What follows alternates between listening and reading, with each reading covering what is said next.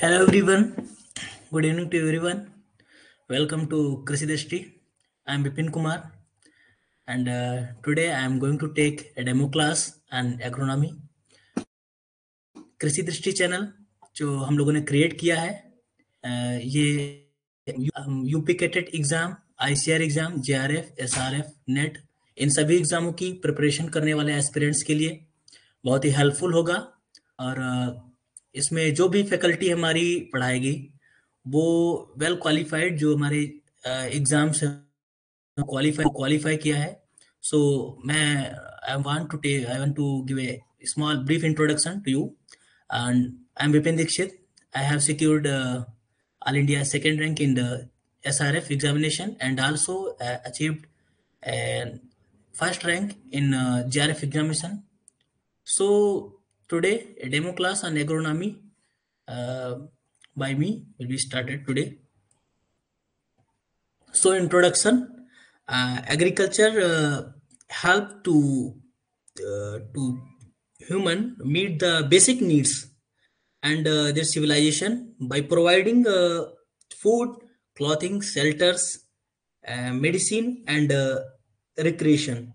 So agriculture primary productive units जो कि हमें नेचर के द्वारा फ्री में मिलती हैं, फ्री गिफ्ट ऑफ नेचर, जो कि हमारी land, light, air, temperature, rain. जैसे कि हम प्लांट लैंड पे हम क्या बोलते हैं, क्रॉप को कल्टीवेट करते हैं, जैसे कि प्लांट को हम कल्टीवेट करते हैं तो उसको क्या हमारा लाइट की फोटोसिंथेसिस में हमारा लाइट की रिक्वायरमेंट होती है, उसमें एयर में CO2 तो कार्बन डाइऑक्साइड की रिक्वायरमेंट, देन टेम्परेचर उसको कॉर्डिनल टेम्परेचर की रिक्वायरमेंट होती है, देन रेन से हमें क्या water.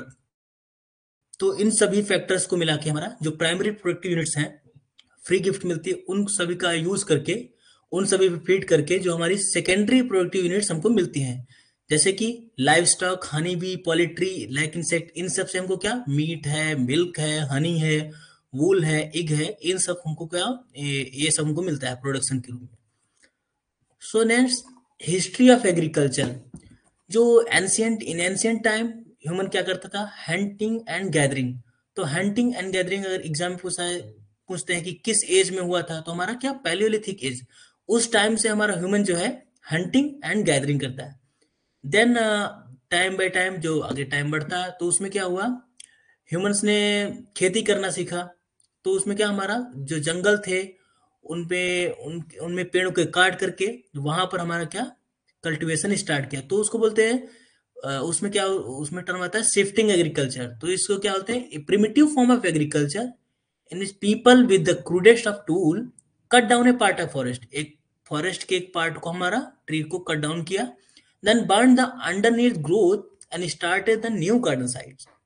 And after few years when these plot lost their fertility, अब हम लगातार कंटिन्यूस हम उसी लैंड पे हमारा ग्रो कर रहे हैं without adding the fertilizers and जो भी हमारा इनपुट्स हैं उनको अप्लाई नहीं कर रहे हैं, जो भी उर्वरक है, खाद है, उनको नहीं दे रहे हैं, तो टाइम बाय टाइम क्या हो उसकी हमारी फर्टिलिटी जो है हमारी लॉस होती है, उर्वरा शक्ति उसकी नष्ट होती गई।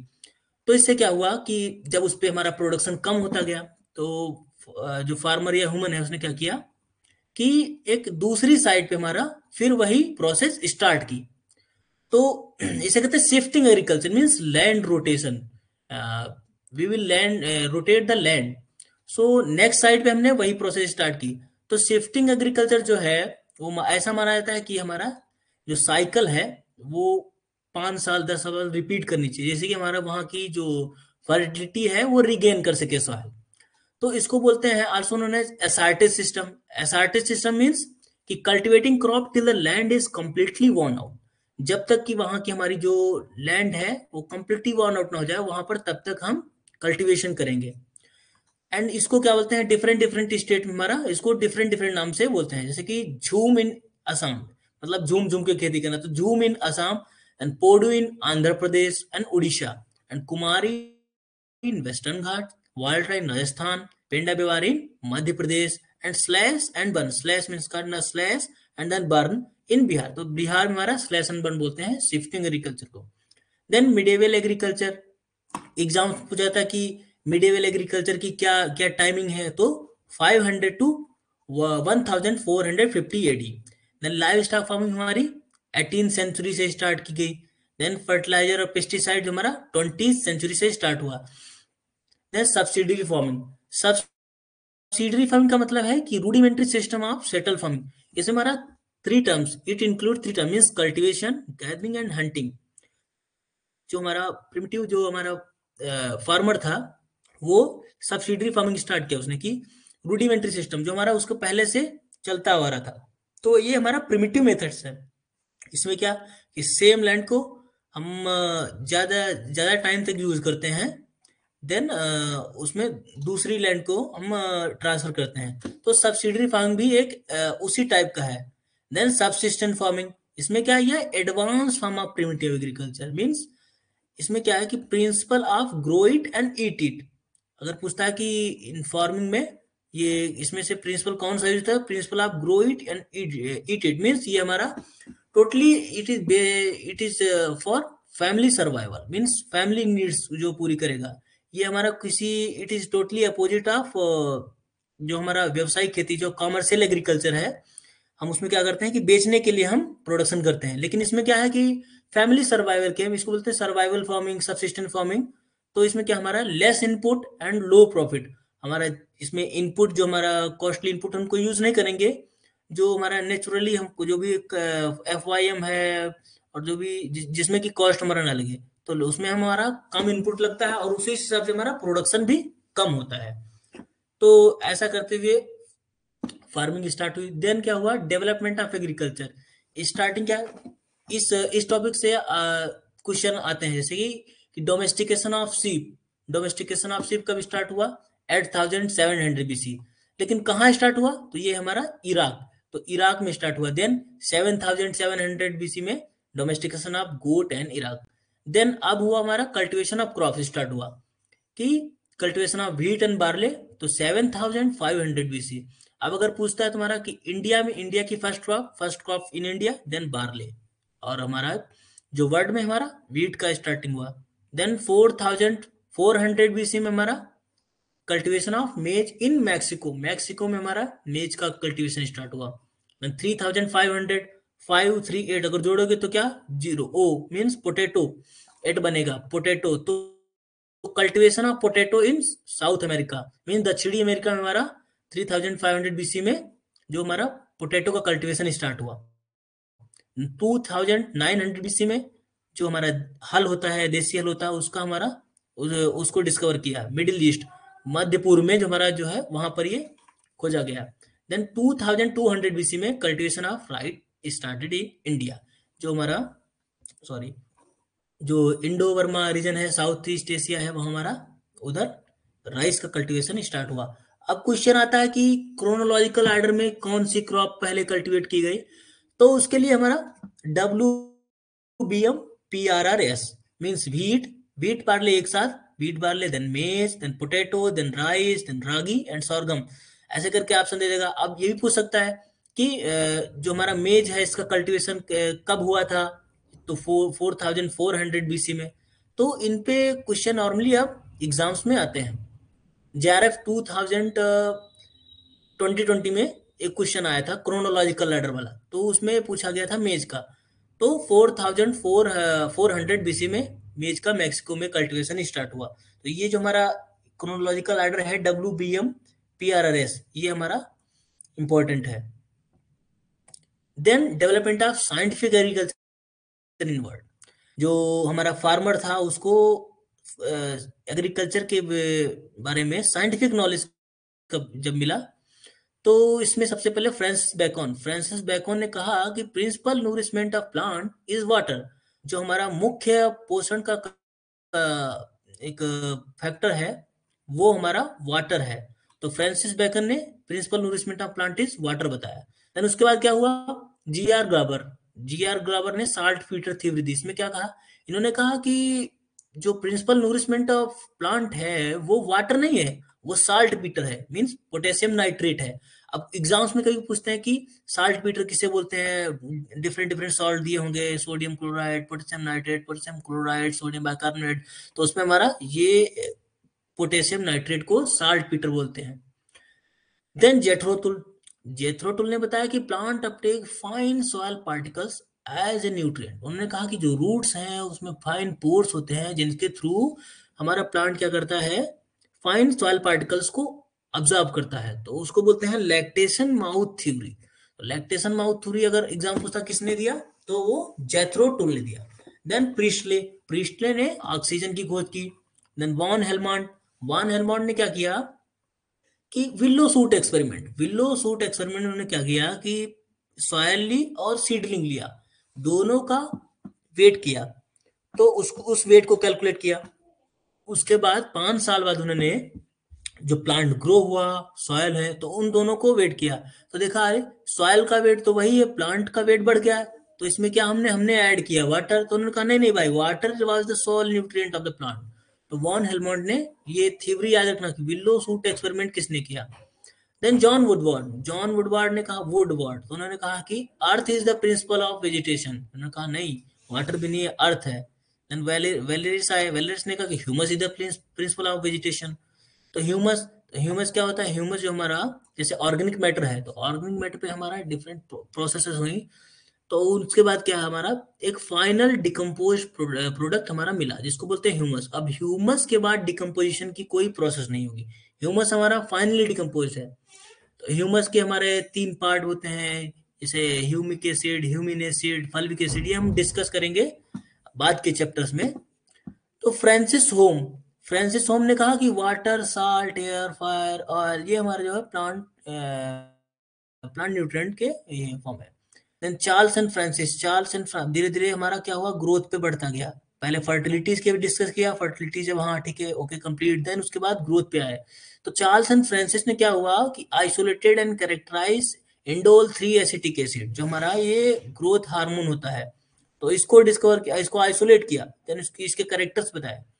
एंड उसके बाद जस्टिस वॉन लिबिक, इन्होंने क्या है, लॉ ऑफ मिनिमम, जिसको बोलते हैं बैरल कॉन्सेप्ट, तो इन्होंने बैरल कॉन्सेप्ट दिया। अब लॉ ऑफ मिनिमम क्या है, लॉ ऑफ मिनिमम में ए डिफिशियंसी और अब्सेंस ऑफ नेसेसरी कॉन्स्टिट्यूएंट, जो हमारा प्लांट को चाहिए, कोई भी एलिमेंट न्यूट्रिएंट है जो हमारा प्लांट को चाहिए, ठीक है, तो उसकी डिफिशियंसी होना, and all other being present, सब कुछ अवेलेबल है, बस एक एसेंशियल एलिमेंट या कह सकते हैं एसेंशियल पार्ट हमारा जो कि प्लांट को मिलना चाहिए वो नहीं मिल रहा है, and renders the soil barren for the crops for which that nutrient is needed, means अब वही जो हमारा है प्रोडक्शन को कम करेगा, सारे न्यूट्रिएंट अवेलेबल है बट एक ही न्यूट्रिएंट नहीं अवेलेबल है, तो वही न्यूट्रिएंट हमारी प्लांट की यील्ड को कम करेगा। तो जो बोलते हैं लॉ ऑफ मिनिमम, जो मिनिमम जो जिसकी अवेलेबिलिटी, इसकी क्वांटिटी मिनिमम प्रेजेंट होगी, वही हमारा यील्ड को अफेक्ट करेगा सबसे ज्यादा। It was previously defined by Shri Sprengel ने इसको पहले बताया था, लेकिन उस समय इनका पब्लिश नहीं हो पाया, तो इसलिए बोलते हैं अक्सर कि स्प्रिंजल लिबिक्स लॉ ऑफ मिनिमम। तो अगर ऑप्शन में स्प्रिंजल और लिबिक दोनों है, तो हमारा लॉ ऑफ मिनिमम दोनों ने दिया। Then Liebig considered as a father of fertiliser chemistry, इनको फर्टिलाइजर केमिस्ट्री का जनक भी कहा जाता है। अर्थर यांग ने एनल्स ऑफ एग्रीकल्चर लिखी। देन अब धीरे धीरे ग्रोथ, ये देखो ये बैरल कॉन्सेप्ट, बैरल मतलब ये, ठीक है, तो बैरल क्या है, देखो मैग्नीशियम का भी सही है, कैल्शियम है, नाइट्रोजन है, बोरॉन है। अब यील्ड किससे कम हो रही, जो बीज का हमारा कम होगा, जैसे कि यहाँ यहाँ पर कम है, तो यील्ड उससे कम हो जाएगी। तो बाकी सारे अवेलेबल हैं, लेकिन अगर ये पार्ट हमारा जैसे कम रह गया, तो इसी से हमारा यील्ड कम हो जाएगी, यील्ड लॉस हो जाएगा, तो इसे बोलते हैं बैरल कॉन्सेप्ट। ठीक है। देन एफ टी ब्लैकमैन ने 1905 में theory of optima and limiting factors दिया। ठीक है, तो एफ टी ब्लैकमैन ने क्या दिया, ऑप्टिमा एंड लिमिटिंग फैक्टर्स। इसका क्या मतलब है कि जो हमारी प्लांट प्रोसेस है या ग्रोथ है, तो क्या repetitive by number of separate factor, तो बहुत सारे फैक्टर्स पे डिपेंड करेगी, मतलब उसकी क्या रेपिडिटी है। Then process is limited by pace of slowest factor, जो स्लैश फैक्टर है उससे हमारी जो प्रोसेस या ग्रोथ है वो हमारी अफेक्ट होगी। उसके बाद 1909 में हमारा मिचर लिस्ट ने क्या दिया, लॉ ऑफ डिमिनिशिंग रिटर्न, मतलब घटने वाला। तो जनरली हमारा कहते हैं लीनियर रिस्पांस, तो लीनियर रिस्पांस नहीं है, इन्होंने बताया नहीं भाई, कर्व लीनियर रिस्पांस है। इन्होंने एक इक्वेशन दी, dy upon dx is equal to C A minus Y. dy upon dx का मतलब x हमारा फैक्टर है, इनपुट है, और y हमारा क्या है, यील्ड है। तो कहा कि हमारा ये पर यूनिट इनपुट अप्लाई करने पर कितना हमारा यील्ड हमारा बढ़ा। तो ये हमारा रेट है। तो इंक्रीमेंट ऑफ यील्ड पर इंक्रीमेंट ऑफ फैक्टर किस पे अब डिपेंड है, इस प्रोपोर्शनली किसके है, ए माइनस वाई। मैक्सिमम हमारा ए जो हमारा है मैक्सिमम यील्ड माइनस वाई जो हमारा यील्ड आई है। तो डिक्रीमेंट फ्रॉम द मैक्सिमम के हमारा ये इक्वल है या कह सकते हैं प्रोपोर्शनल है जो हमारा इंक्रीमेंट है यील्ड का पर यूनिट इनपुट का। तो इन्होंने मिचर्लिस ने ये इक्वेशन दी, ठीक है। तो सी हमारा इसमें प्रोपोर्शनली कांस्टेंट है। देन इन्होंने मिचर्लिस ने क्या फील्ड प्लॉट एक्सपेरिमेंट भी दिया था। अगर पूछते हैं कि फील्ड प्लॉट एक्सपेरिमेंट किसने दिया तो मिचर्लिस। देन हमारा विलकॉक्स 1929 में, हाँ विलकॉक्स। तो इन्होंने एग्रोबायोलॉजी दी। एग्रोबायोलॉजी का मतलब है कि हमारा कि जो ग्रोथ हमारी जो फैक्टर है, फैक्टर और ग्रोथ के बीच में रिलेशन दिया। इन्होंने कहा कि विलकॉक्स ने फिर क्या किया, propose inverse yield nitrogen law. Inverse yield nitrogen law, sorry. तो उन्होंने कहा कि जो यील्डिंग एबिलिटी है वो किसके इनवर्स प्रोपोर्शनल होगी, mean nitrogen content in dry matter. अगर प्लांट के ड्राई मैटर जो हमारा एबव ग्राउंड हमारा ड्राई मैटर है प्लांट का, उसमें मीन नाइट्रोजन कितना है, अगर वो ज्यादा है तो हमारा यील्डिंग एबिलिटी हमारी कम होगी, और अगर कम है तो हमारी यील्डिंग एबिलिटी ज्यादा होगी। तो इसलिए बोलते हैं इनवर्स यील्ड नाइट्रोजन ला। तो हमारा किसने दिया, विलकॉक्स ने दिया।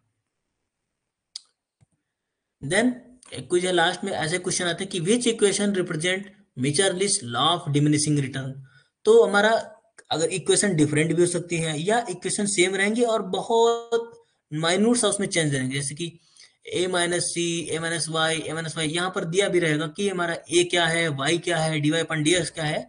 तो हमें उसमें सबसे जो एग्जैक्ट ऑप्शन है उसको चूज करना है। तो इसमें क्या हमारा डी वाला ऑप्शन जो है D Y upon D X is equal to A minus Y into C, ये हमारा करेक्ट होगा। तो ये हमको इक्वेशन जितनी भी है ये सारी याद रखनी है। फर्दर चैप्टर्स में हम आपको, ये तो डेमो क्लास है, तो जो हमारे फर्दर चैप्टर होंगे सेपरेट चैप्टर होंगे, जैसे ग्रोथ एंड डेवलपमेंट है और टिलेज है या सॉइल फर्टिलिटी है, तो उसमें हम आपको डिस्क्राइब करेंगे उसको, अच्छे से बताएंगे कि कौन सा किसका इक्वेशन है किसका, ठीक है। तो ये भी डेमो क्लास है। Thank you everyone. होप कि हम कृषि दृष्टि के माध्यम से आपको अच्छी सुविधा देंगे और आपको हेल्प मिलेगी जो भी हमारे एग्जाम है उनको क्रैक करने में। So thank you so much to everyone. और हमारी नेक्स्ट क्लास हमारी यूपी कैटेट के लिए पीजी एग्जाम वो 5 दिसंबर से स्टार्ट की जा रही है, ठीक है। तो होप है आप लोगों को अच्छा नॉलेज मिलेगा हमारे इस चैनल से। Okay, thank you so much.